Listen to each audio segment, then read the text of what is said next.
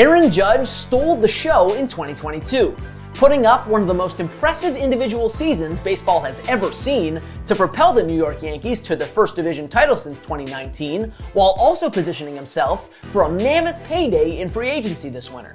Along the way, Judge became part of baseball history, becoming just the sixth player ever to reach the 60-homer plateau and ultimately smacking 62 dingers to break Roger Maris's long-standing American League home run record. But let's get one thing straight. Despite what some people may have you believe, Judge is not the single-season home run king. That record still belongs to Barry Bonds. You may not like that baseball's most precious single-season record is held by a player linked to performance-enhancing drug use, but suggesting otherwise is both intellectually dishonest and dangerous. We can't just erase the history we don't like. And no matter how you personally feel about the legitimacy of steroid-era numbers, Bonds still hit 73.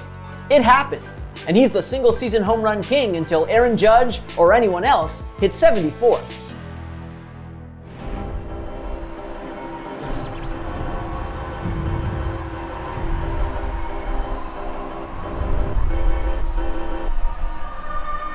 Honestly, it's kind of laughable that this even needs to be said. 73 is a bigger number than 62. Case closed. This video should be 15 seconds long. But the thing is, as Judge crept closer and closer to Maris's American League record, a chorus grew louder and louder that 61 was, in fact, the number to beat. That the even gaudier single-season figures put up at the height of the steroid era by Mark McGwire, Sammy Sosa, and of course Bonds, were suddenly invalid. One of the leading voices of that chorus? Roger Maris Jr., who denied the legitimacy of Bonds' record after Judge walloped number 61 in late September to tie his old man.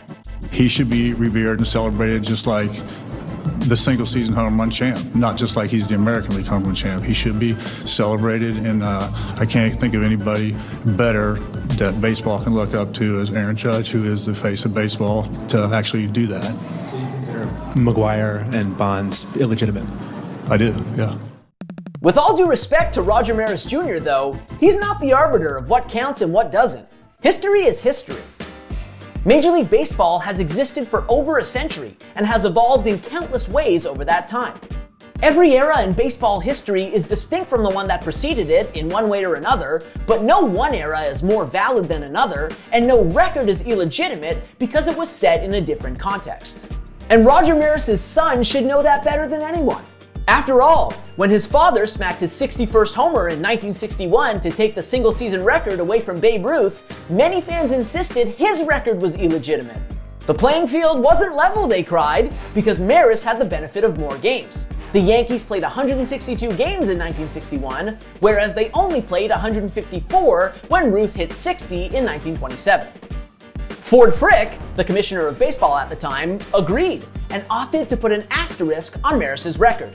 Eventually, however, Major League Baseball decided to remove that asterisk. It may have taken them 3 decades to figure it out, but in finally embracing Maris as the undisputed single-season home run king, the league reaffirmed that all of its records were set within a specific context, under a unique set of circumstances, and that it has no right to privilege one context over another. After all, if we're gonna invalidate Bonds' record, shouldn't Ty Cobb's record for career batting average also be discredited?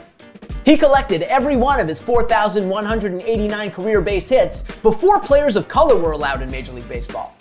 Furthermore, shouldn't we also reject Bob Gibson's claim as the live ball era's single-season ERA record holder? I mean, he pitched off a mound and to a strike zone that were considerably more pitcher-friendly than what you see today. Hell, should we even acknowledge Maris's record? He didn't have to face triple-digit velocity every night, and he had the benefit of playing in a 10-team league, making him far more familiar with opposing pitchers than Judge would have been. Ultimately, it's a slippery slope when you start relitigating history, and while it's important to note the context in which each of those records were set, denying them outright sets a dangerous precedent.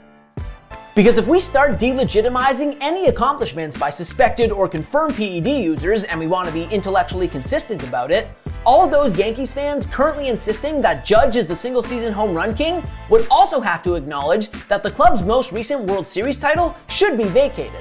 After all, their 2009 championship was fueled largely by Alex Rodriguez, an admitted steroid user who at one point served the longest suspension for performance-enhancing drugs in baseball history. Another key member of that squad? Robinson Cano, who recently completed his second career suspension for performance-enhancing drug use. Baseball couldn't in good conscience strip Bonds of the home run record without also vacating that championship, as well as, well, pretty much all of baseball history from the early 90s through the mid-2000s. And again, if consistency is paramount and baseball is truly determined to only recognize its quote-unquote clean history, they'd also have to erase much of the post-World War II era, when performance-enhancing amphetamines known as greenies were commonly used throughout the league. Like I said, it's a slippery slope.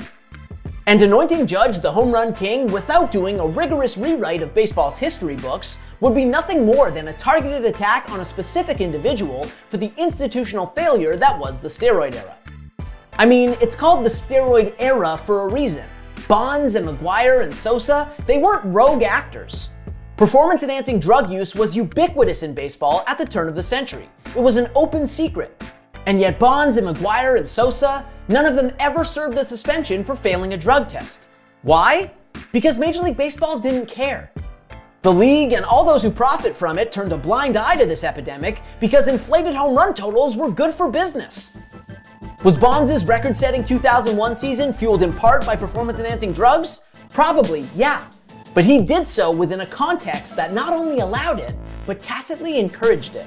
And there's no moral points to be gained by delegitimizing his record after the fact. In fact, quite the contrary is true. Bonds' single-season home run record is an essential part of an honest and accurate accounting of the history of Major League Baseball. To erase his record in favor of Judge would be an affront to history, an intellectual failure, and, well, just plain ridiculous.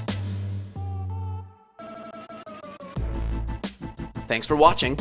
If you like this video and want to see more content like this, hit that subscribe button.